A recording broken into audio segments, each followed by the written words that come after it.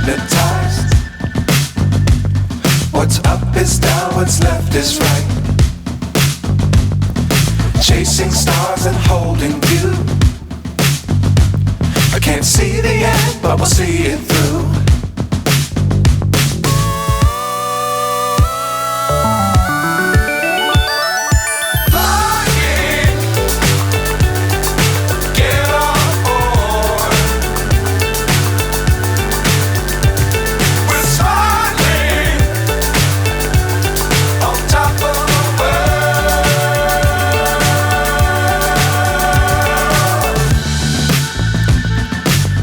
Times don't fly too high. Be sure to keep the ground in sight. Fly forever if you keep it tight. Love the world but keep the sky on your mind. Flying, get on board. We're soaring on top of the world. Mudah-mudahan hasilnya maksimal. Gak mau kan kalau kapan udah di 10-15 kita pasti ya.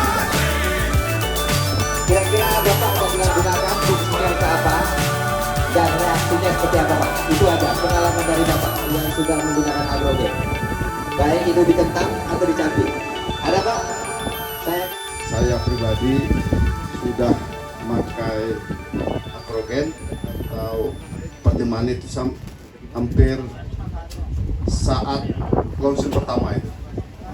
Jadi pertama saya pakai itu setelah ini untuk kentang, jadi setelah buat peta sebelum masang nusa itu saya semprot bedengannya itu dengan pertemuan itu. Jadi satu botol itu saya buat itu 7 cap. 1 liter itu saya buat 7 cap, saya semprot di bedengannya. Baru setelah itu saya tutup dengan musa. Itu yang pertama. Yang kedua, pertemanet ini digunakan untuk cor campur dengan pupuk NPK. Jadi saya sudah mencoba secara umum, yaitu bisa pakai NPK Grower atau NPK 16. Itu dalam satu drum itu kita masukkan ini pertemuan ini 250 ml per drum. Beda kalau kita menyemprot bahannya. Jadi dengan maksud supaya perkembangan akar ini cepat. Jadi kita campur dengan NPK tadi supaya si kentang ini ada makanannya. 1, 2. Oke. Assalamualaikum warahmatullahi wabarakatuh. Terima kasih Pak. Magnet. Masih gak fokus. Magnet. Terima kasih Pak. Pertama-tama puji syukur sama-sama kita aturkan kepada Allah SWT, di mana berkah rahmat dari Dialah kita dapat berkumpul Pak di sini dalam keadaan sehat walafiat. Dan tidak lupa pula selawat beriring salam buat junjungan kita Nabi besar Muhammad sallallahu alaihi wasallam, sehingga dengan rahmat, dengan kerja keras beliaulah kita dapat menikmati hidup pada saat sekarang ini. Sebelumnya tadi saja. Oke, media tanam. Mungkin kita cepat ya Pak. Tanah itu sebagai jantung bagi pertanian Bapak. Betul nggak Pak? Kalau tanah Bapak sakit, rata-rata tanaman yang tumbuh cuma beberapa, pertumbuhannya tidak akan maksimal, sehingga nanti panennya tidak akan maksimal. Jika tanah Bapak sehat, nanti tanaman yang tumbuh komoditinya akan bermacam-macam, pertumbuhannya maksimal, dan panennya nanti akan maksimal.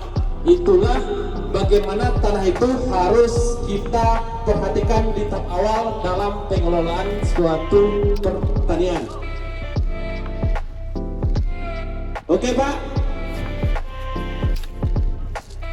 kira-kira teman-teman mungkin jika pH tanah Bapak di bawah 7, 6 misalnya, 6, silakan Mas Dwi. Jika pH tanah 6, nanti bagaimana stimulasinya? Silakan kawan-kawan, silakan. Jadi jika pH tanah 6, pH 6 silakan dilepas. Jika pH 6 nanti pH-nya rendah di bawah 7, pupuk yang Bapak berikan tetap akan diserap oleh tanaman. Cuma tanaman tersebut membutuhkan tenaga yang lebih besar dibandingkan pH 7. Itu jika pH-nya 6. Yang ketiga, jika pH-nya di bawah 6, 5. Jika pH tanah 5, masam ya Pak ya? Masam. Jika pH tanah 5, silakan teman-teman.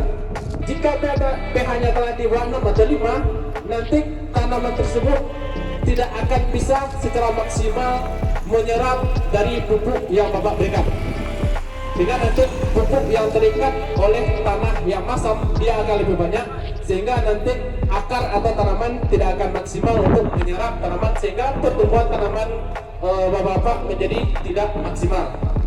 Disitulah kita gunanya mikrofertil magnet masuk.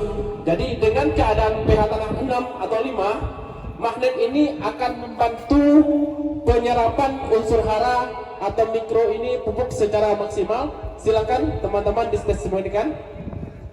Jadi dengan adanya magnet akan membantu tanaman untuk menyerap pupuk secara maksimal. Beginilah simulasinya. Jadi kalau tadi pH-nya 5 atau 6, Bapak, jadi pH-nya 5 atau 6, yang namanya pupuk ini tidak akan. Jadi di sini sudah lengkap Pak untuk pembedah tanah. Apa sih manfaat magnet ini jika Bapak aplikasikan di tanaman? Yang pertama, sesuai kata Bapak Legino tadi, dia akan membantu pertumbuhannya serata karena penyerapan unsur hara maksimal. Yang kedua, karena dia sebagai pembedah tanah Pak, dia dapat mengurangi penggunaan pupuk kandang dan pupuk kimia yang Bapak berikan sampai 50%-nya. Jadi bukan sebagai pengganti Pak ya, ini pendamping pupuk kandang, pupuk kimia. Jadi misalnya di lahan yang seluas ini Bapak menggunakan pupuk kimianya ada 4 karung atau 200 kilo. Jika Bapak menggunakan magnet, bisa mengurangi setengahnya sampai 100 kilo. Satu botol magnet, kalau perlu gunakan 2 sampai 3 botol magnet. Sampai di situ ada yang tanyakan Pak? Ada yang tanyakan? Ayo Pak, tanyakan Pak. Kasih hadiah Pak Eka. Sudah kita semprot ke gulutannya itu langsung kita timbun atau bisa kita biarkan beberapa hari baru pasang musa? Bagaimana ini sistemnya? Oke, kelupaan tadi ya Pak ya. Cara aplikasi itu ketinggalan tadi, betul. Bapak bisa spray atau semprot ke lahan sebelum tutup musa.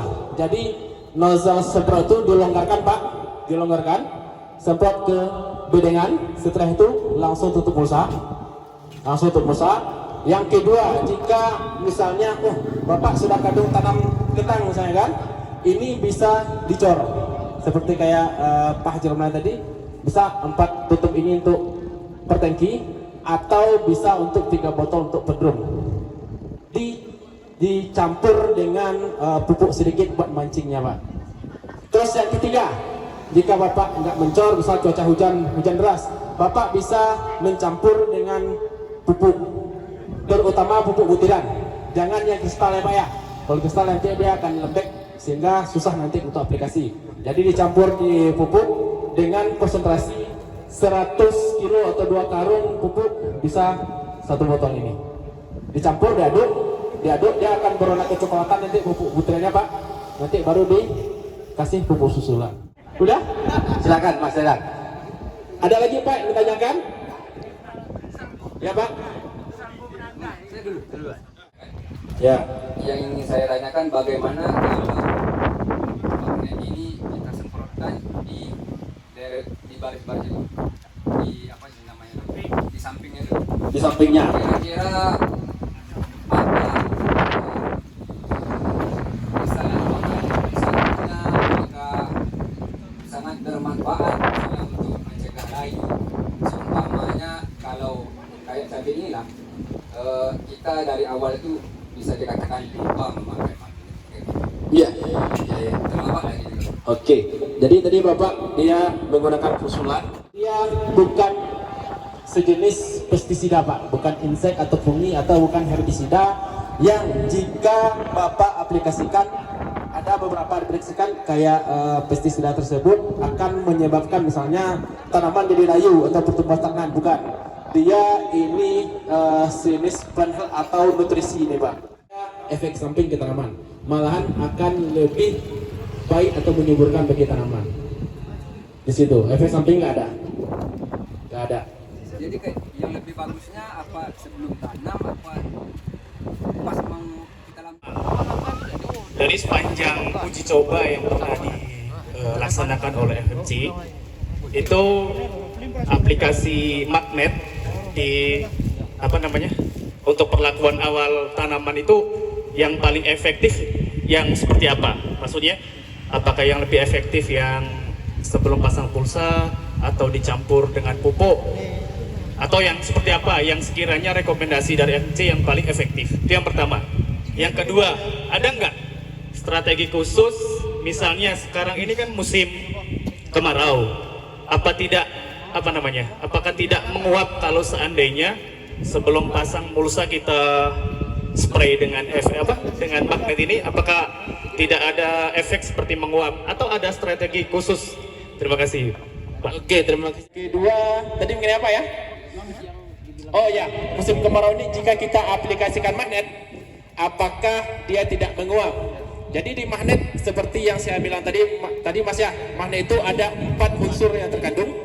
Ada humin ini dia pegang, dia akan spon itu jika kena air, dia tidak akan keluar airnya. Jika kita peras, dia akan keluar. Jadi yang namanya air dia akan tetap berada di sini. Karena saya pernah percobaan di Nampan. Yang satu disemprot dengan magnet, yang satu kita kasih air doang. Jadi dengan cuaca kemarau ini 14 hari dia yang kita semprot dengan magnet itu dia tetap akan lembab. Jadi karena dia ada humin atau kayak spon tadi yang bisa menahan air di tanah.